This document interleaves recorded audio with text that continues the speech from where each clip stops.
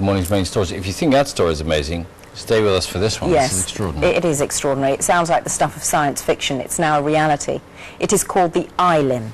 It looks and acts like a real human hand and has 5 independently powered fingers. Well, its creator David Gow last night received the UK's biggest engineering prize for it. He's here now, along with Ray Edwards, who's chief executive of the Limbless Association and has one of the bionic hands himself. Good morning to you both. Good morning. Well, Good morning.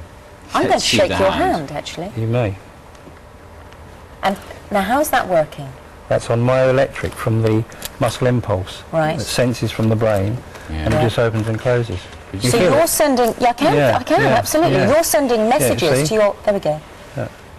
Can we see you squeezing the hand? Yep. There. And how tight, Sian, is he squeezing your hand there? Yeah, no, that's a comfortable grip. That's but good. how do you know when to stop? We don't. It's you just can't a training. feel my No, I bones, think can you have to train with it. You know, it's only 4 weeks old. This. David, just turn to the camera there, so we can see just how much you can move your fingers there. There we go.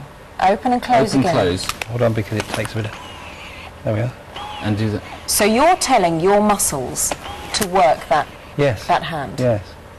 That's amazing. And it looks real, doesn't it? It absolutely does. Real. Absolutely, and it feels, you know, I mean, it feels a bit rubbery, but it doesn't feel bad. It really doesn't. I love holding a lady's hand, though. Oh, how long has it been since you've held anyone's hand? 21 years. Really? 21 years, yeah. Wow, that's incredible. You can hold my hand through the rest of the interview if you like. It's David's extraordinary invention. How long did you work on it for? Well, it's been a long time. The National Health Service is the origins of this. We've been working on it for about 15 years.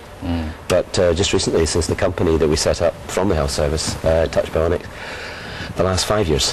How do you get that movement from the brain to the presumably the muscle in the arm to get the hand to work? How do you get that transformation? Well, in Ray's socket here, which connects him to, obviously, his body to the prosthesis, there are little electrodes here that sit on the surface of the skin, and they're just preloaded against the muscles.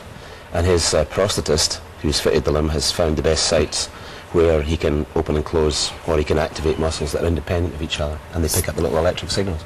So Ray sends the message to the muscles. Yeah.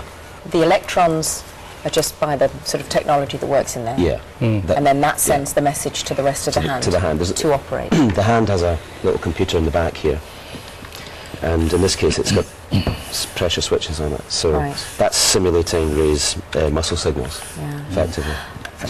Right, I was going to say you're quadriplegic. Quad amputee. Quad amputee, beg your pardon. No, that's okay. And for how long have you been? 1987, March, Friday the 13th, they took my arms and legs off.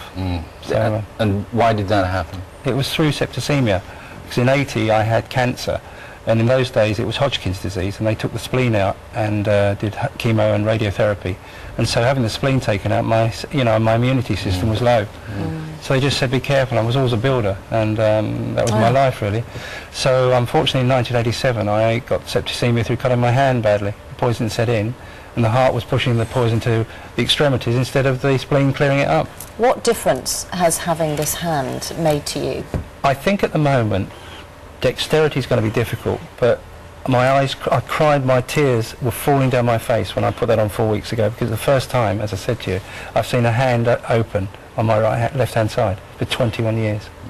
And we should say that the PCT, the Primary Care Trust, said you could have it, because that's an expensive bit of kit, isn't it? How much does that hand cost? It's almost £10,000. £10,000. But it is the first one. So it's the first one in the NHS. Can you see a time coming where everybody who needs one can get one on the NHS? I hope so. I think the National Health Service clearly likes to prove things clinically before they roll out taxpayers' money, which is rightly so.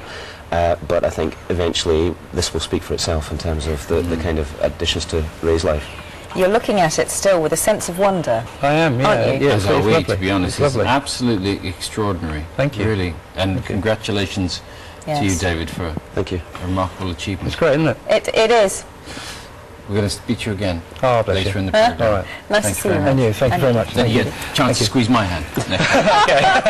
More fun for me, not so much for you. Then you can really crunch it. All right, okay. We'll have a go. Thank you very much. Nice to see you. Thank you. Past 7.